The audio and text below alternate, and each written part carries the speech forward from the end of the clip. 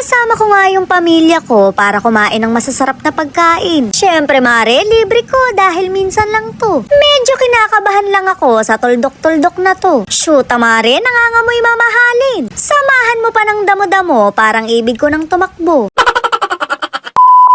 Nilibre ko nga yung pamilya ko para maka-experience din ng ibang pagkain. Hindi naman kami magsasawa sa itlog dahil doon na kami lumaki. Kaso mare, magkakapakpak na kami sa dalas. Lahat na kasi ng klase ng luto sa itlog naiulam na namin. Ultimo kinamot na itlog nga tinitira namin. O mare, yung itlog na pula yun.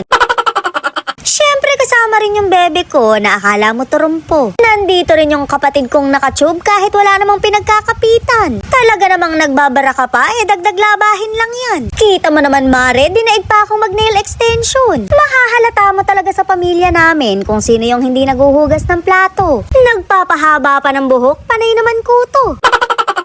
Napansin ko nga yung inumin namin na parang nagbibigay ng sign. Hindi raw sanay ang atay ko dyan kaya timplahan ko na ng may sindi. Shoot mare, kahit saan ako lumingon, pag inumang nagpaparamdam. Hindi ko na nga dinadalasan at baka ako na yung susunod na nagpaparamdam. Hahatakin ko talaga yung mga paa ng kaibigan ko sa gabi para ayaing uminom. Walang lulubay mare kahit maging kaluluwa na lang ako.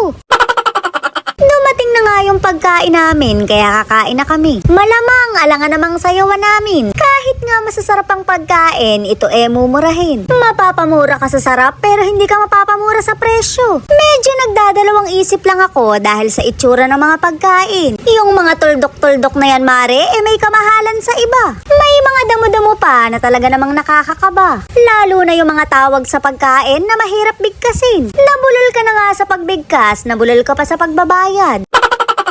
Eri nga yung in-order ng kapatid ko na mas malaki pa sa pagmumukha niya. Nakain ko na to nung nakaraan pero hindi ko kinayang ubusin. Chicken alaking ang tawag dyan at talaga namang mapapaking inamers ka rin. Abat naubos nga ng kapatid ko kaya nagulantang ako. Nagpapaliit pa ng tiyan para hindi halata sa video. Lubayan mo kakapigil hininga, nangingitim ka na.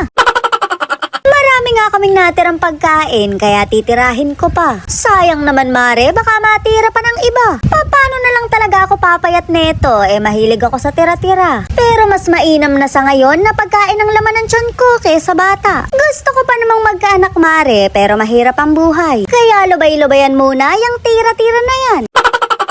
Tapos na ngang kumain yung bebe ko kaya lumusot na sa ilalim ng lamesa. Hindi pa ako tapos kumain pero kinarga ko na. Grabe namang pagmamahalan to, masyadong matrabaho. Pero ine-enjoy ko na lang dahil darating din ang panahon na hindi na ako lalambingin. Pagka lumaki to at nagkaroon na ng mga kaibigan, palagi na rin sa inuman. Hindi natin masasabi ang mangyayari dahil meron namang pagmamanahan. Sa ngayon mare, maglalaro muna kami ng mahal-mahalan.